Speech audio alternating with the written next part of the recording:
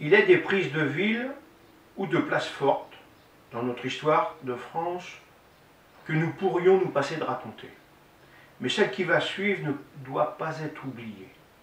Des centaines d'innocents de tous âges ont perdu la vie dans d'atroces souffrances. Donc je vais vous parler de Limoges. Souvenons-nous des causes de ce jour malheureux du 19 septembre 1370. Nous sommes à Poitiers en 1356. Le roi de France, Jean de Lebon, qui n'était d'ailleurs pas plus bon que Charles de Navarre, dit le mauvais, est fait prisonnier par les Anglais. Dans ma dernière vidéo sur Charles V, je vous décrivais le caractère de ce roi. En fait, Jean II n'avait qu'une idée en tête. Être libéré afin de reprendre les rênes du pouvoir qu'il avait laissé à son fils et dont il était extrêmement jaloux.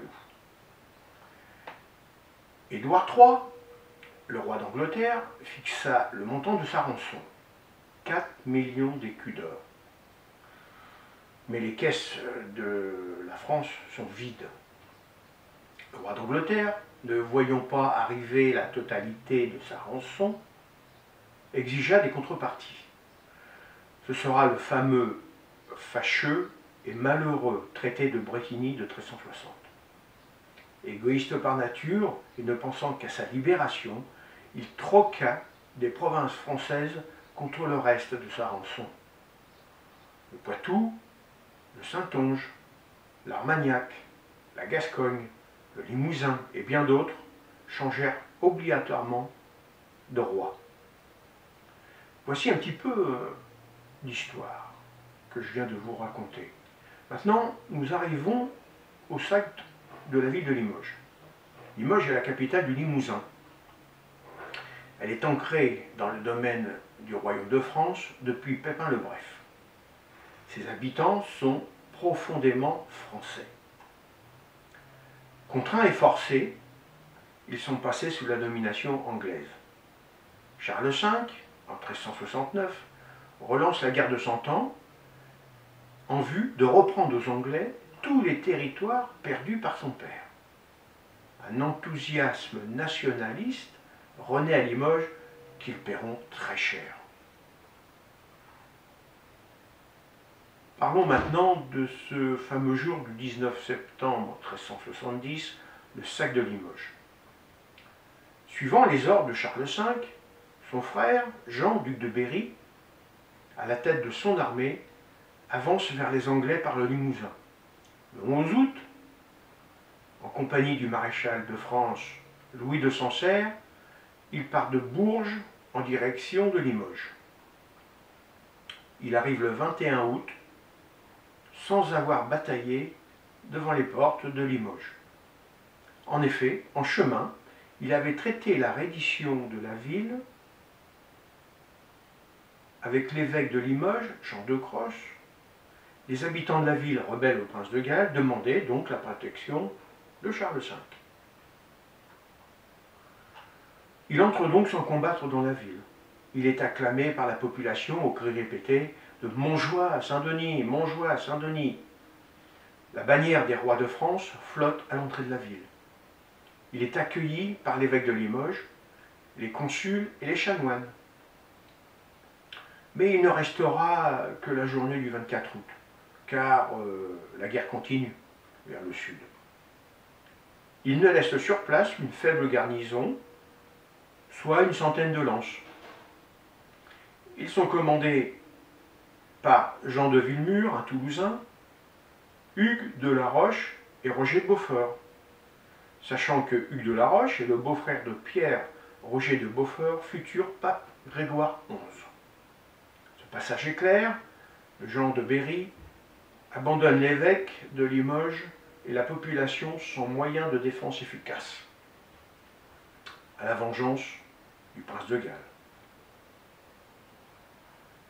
À Angoulême, ce dernier est mis au courant que Limoges a ouvert ses portes aux Français sans combattre.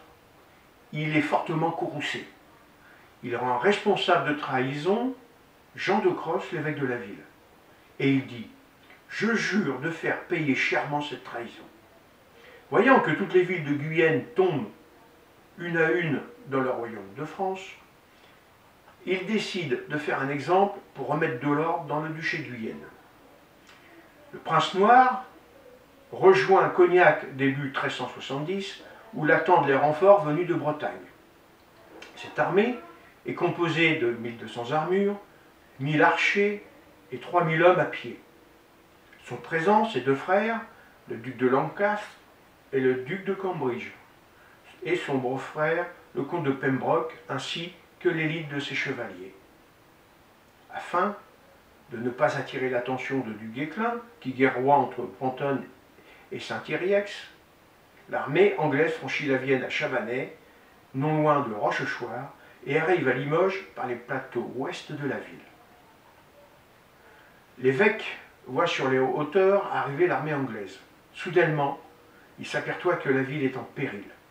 Il cherche à joindre le duc de Jean. Il envoie un messager pour lui demander de l'aide. Ce dernier rencontre le duc à Felletin, près d'Aubusson. Il lui remet le courrier, qui est un appel au secours. Mais le duc est trop loin pour rebrousser chemin. Il arrivera sûrement trop tard. Machiavélique, le prince noir bloque les issues de la ville. Le siège dure 6 jours. Mais pendant ce temps, les mineurs préparent la destruction d'un rempart de la ville. Et le 19 septembre 1370, ils donnent l'ordre d'allumer les mèches. C'est l'explosion. Elle entraîne la chute d'un large pan de mur dans lequel s'engouffrent les soldats. Nous sommes le 19 septembre 1370. Alors commence alors le massacre. Les 100 lances du duc de Berry tombent les premières. Puis, hommes, femmes et enfants se jettent aux pieds du prince pour lui demander pardon.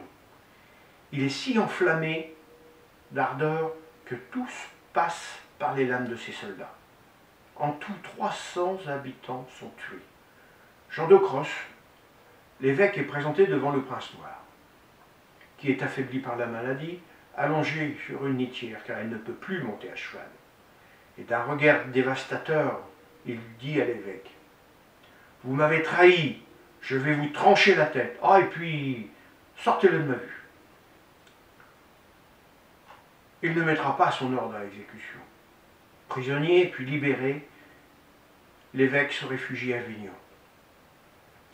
Il ne reste que les 3 chevaliers français qui se battent, courageusement.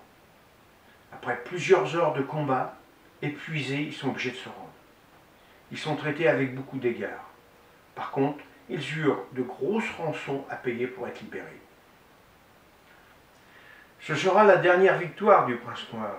L'orgueil, le principe même de ses vertus, termine une carrière militaire pourtant si glorieuse naguère.